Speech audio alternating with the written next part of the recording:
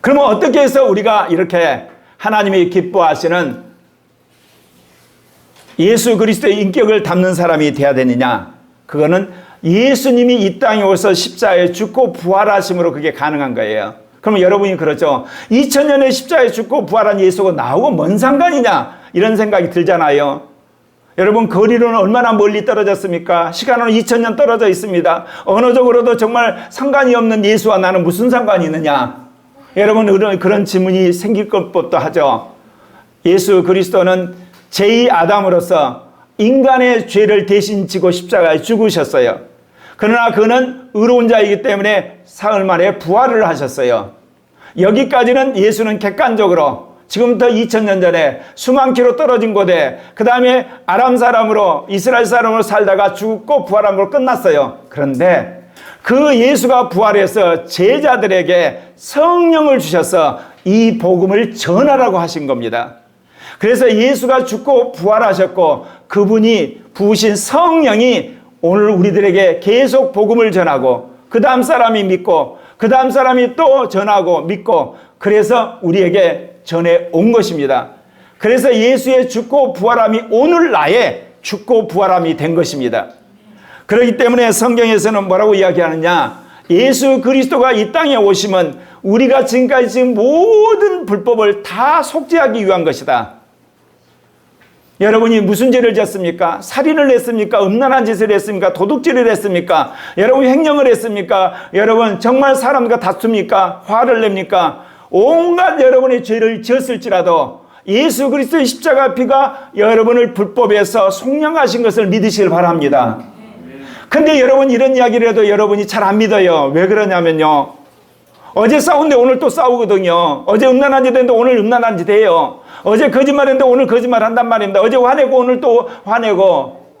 그러니까 어떤 생각이 되냐? 예수 그리스도의 십자가 피는 별 볼 일 없다는 생각이 우리 안에 은연득 들어요. 마귀가 그 짓을 하는 거예요. 여러분, 어제 여러분 죄 짓고 회개한 건 어제 다 씻어진 거예요. 오늘 짓는 것은 오늘 회개하고 오늘 씻으면 되는 거예요. 그런데 언제까지 이 짓을 우리가 반복해야 되겠습니까? 그래서 여러분들에게 하는 말씀이 있어요. 그렇다면 예수님은 어떤 분이에요? 우리의 죄들을 씻어주시는 분, 우리의 불법을 깨끗게 하시는 분인가 동시에 우리의 죄를 끝장내신 분이라는 걸 믿으시길 바랍니다. 그게 뭐냐? 내가 그리스도와 함께 십자가에 죽었다는 게 믿어져야 됩니다. 내가 오늘 이 청민의 청소년들하고 이 말씀을 전하면서 참 내가 기뻤어요. 뭐가 기뻤냐면 아이들이 드디어 오중과 오신생이 마음속에 새겨진 걸 제가 발견했거든요. 여러분, 세상 사람이나 그리스도인이나 다 선하게 살려고 합니다. 세상 사람이나 그리스도인이나 거룩하게 살려고 그래요. 다 사랑하며 살려고 그래요. 더불어 살려고 그래요. 그게 되나요? 폼만 저지 안 되게 돼 있어요. 세상 사람은 더더욱 그래요. 제가 그런 이야기 했죠. 일찍이 내가 민주화 세력이 타락해서 이 나라를 망하게 할 것이다. 왜? 인간은 악하기 때문에 그들이 나름대로 옳다고 뻐기게 되면 때 되면 온갖 죄악이 그 안에서 번성을 해서 국민이 놀라게 하는 거. 여러분, 민주화 세력이 어떻게 됐어? 주사파 세력. 또 한편에는 뭐예요? 동성애 독재 세력. 한쪽에는 민중 세력. 여러분, 세월호 때 그렇게 국민들이 애통하는데 그 기금 걷어가지고 흥청망청 쓴 거 아시죠? 이태원에 수많은 사람들이 참사를 당했는데 그 이름 그야말로 드러내서 사람들을 선동하고 있고, 광우병 선동했는데 과연 여러분 사과한 적 있나요? 민주화 세력이 타락을 했어요. 주사파 세력으로, 동성애 독재 세력으로, 민중 세력으로 이 날이 올 걸 제가 알았어요.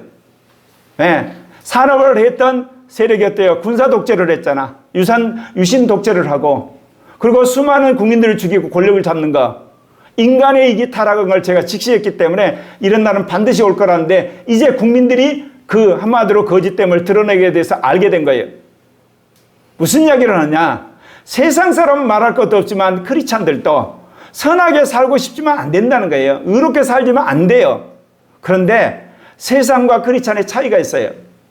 예수가 십자가에 죽을 때 나도 같이 죽었다는 사실이요. 그럼 여러분, 2000년 전에 죽은 예수가 내가 어떻게 죽냐? 여러분이 예수의 십자가 부활을 믿을 때 하나님은 여러분도 예수와 함께 죽었다고 간주를 하시는 거예요. 믿을 때. 그때 여러분은 죽었어요. 그럼 그 증거가 뭐냐? 여러분 거듭난 거예요. 예수님이 죽고 나서 부활하신 것처럼 여러분이 죽고 난 연후에 여러분의 영이 살아난 거예요. 그런데 현실적으로는 여러분이 죽은 것 같지를 않아요. 왜? 여러분 몸 안에 원죄가 있어서 끊임없이 속여요. 육신의 정욕이 여러분을 끊임없이 끄집어가요. 그리고 여러분의 잘못된 지식이 여러분 마음 안에 그대로 있어요. 그러니까 그것이 계속해서 여러분을 속이는 거예요.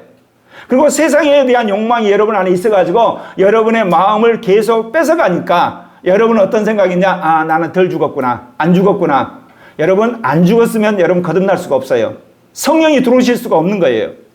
여러분이 죽었다고 인정하셨기 때문에 성령을 보내는 거고 여러분이 거듭난 거예요. 단지 여러분을 미혹하는 정들이 여러분 안에 포진해 있는 거예요. 미혹의 세력이. 그게 원죄라 그러고 그게 자기의라 그러고 그걸 육신이라 그러고 그걸 세상이라 그러고 그걸 옛사람이라 하는 겁니다. 그렇기 때문에 여러분이 죽은 것을 인정을 하고 그게 믿어지기 시작하면 옛사람이 여러분을 못 속여요. 원죄가 여러분을 못 끌고 가요. 육신이 더 이상 여러분을 끌고 갈 수가 없어요. 그리고 여러분 세상이 더 이상 여러분을 영향을 못 지키는 거예요. 그렇게 여러분이 믿어져야 돼요. 그러면 어떻게 해서 그것이 믿어지느냐? 자기의가 바닥날 때 믿어져요. 자기가 악하다는 걸 인정할 때 여러분 그게 믿어져요.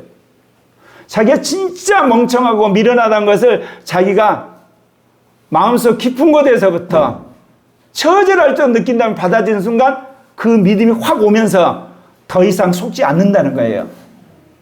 그런데 사람은 두 가지로 속아요. 뭐냐? 열심히 거룩하게 살려고 했는데 넘어지잖아요. 예를 들면 여러분 새벽 설교, 새벽 예배 나오려고 그러는데 3일이라도 또 넘어졌어요. 화 안 된다고 화를 냈어요. 음란한 짓 안 한다고 음란한 짓 해요. 거짓말 한다고 했어요. 그럼 어때요? 몇 번 하다가 포기하면서 마귀가 뭐라고 그러냐? 너는 안 돼. 안 되는 거야 이게. 그러면서 자포자기하게 하는 거예요. 그래서 죄의 노예가 되도록 자포자기한 게 마귀의 술책이에요. 그때 단호히 여러분이 선언하여 나는 그리스도와 함께 죽었어. 내 의가 지금 살아서 내가 속은 거야. 내가 살아서 내가 육신을 이기려는 게 내가 속은 거야. 내가 이게 옛사람을 벗어난 게 속아서 내가 그런 거지. 나는 이게 속은 거야. 악한 마귀야 저리 가. 그러면서 여러분 다시금 주님 앞에 구하셔야 돼요.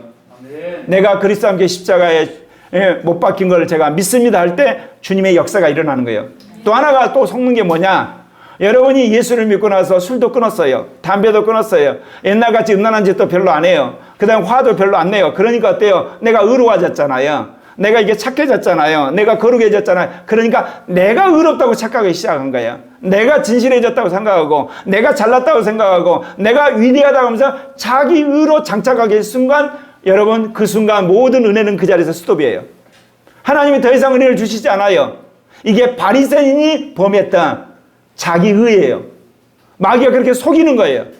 너가 수고했잖아. 너가 기도 열심히 했잖아. 너가 헌금했잖아. 너가 봉사했잖아. 너가 은사 발휘했잖아. 너가 능력 행했잖아. 너가 똑똑하잖아. 너가 이게 교회에 봉사 많이 했잖아. 자기 의를 집어넣는 거예요. 그 순간 마귀한테 속는 거예요. 그러니까 여러분이 신앙생활 하는 데 있어서 나는 죽고 주님이 사는 비결 딱 두 가지가 있습니다. 아무리 여러분이 좌절을 하고 실패를 하고 악한 짓을 하더라도 회개하고 일을 쓰시면 돼요. 또 하나는 아무리 거룩해지고 아무리 위대하고 아무리 능력이 나타나고 아무리 권능이 나타나도 이건 하나님의 은혜다. 이거는 내 능력이 아니다. 그 두 가지 가치관이 여러분에게 새겨지기 시작하면 주님은 여러분 인생을 책임지신 줄 믿습니다. 그래서 오늘 이야기가 선한 일을 열심히 하는 자기 백성이 되려 하심이라. 제가 왜 이런 설교를 하겠어요? 내 인생 65년 성령과 45년 동안 성경과 씨름한 가운데 제가 이거를 경험한 거예요. 그래서 저는 주님한테 정말 감사한 거예요. 제가 성령 받고 나서 첫 번째 제가 의문이 뭔지 아십니까? 이 성경대로 사는 인물처럼 어떻게 살 수 있냐? 난 성경을 이해하지도 못하는데 어떻게 내가 다 믿을 수가 있고 그거 믿지도 못하는데 어떻게 살 수 있느냐? 그러면서 내 마음의 소원이 성경을 제대로라도 이해했으면 좋겠다. 가능하면 다 믿었으면 좋겠고 그리고 어떻게 살았으면 좋겠다. 그런 평생의 소원을 가지고 있는데 주님이 그 길로 저를 인도해 오시는 것 같아요. 저는 한동안 그런 이야기 했어요. 주님 오시기 전에 누군가 한 사람은 성경을 다 이해하고 성경을 다 믿고 성경대로 사는 사람이 있어야 되지 않냐. 그래야 주님 재림하신 거 아니야. 그런 어떤 아이들은 생각을 했댔는데 거기에 점점 가까이 가는 것 같습니다. 사랑하는 형제 자매 여러분, 주님께서 우리를 구원하시면 하나님의 친백성이 되게 하려 하심이에요. 예수를 믿음으로 여러분 이름 석자는 하나님 생명책에 기록이 됐어요.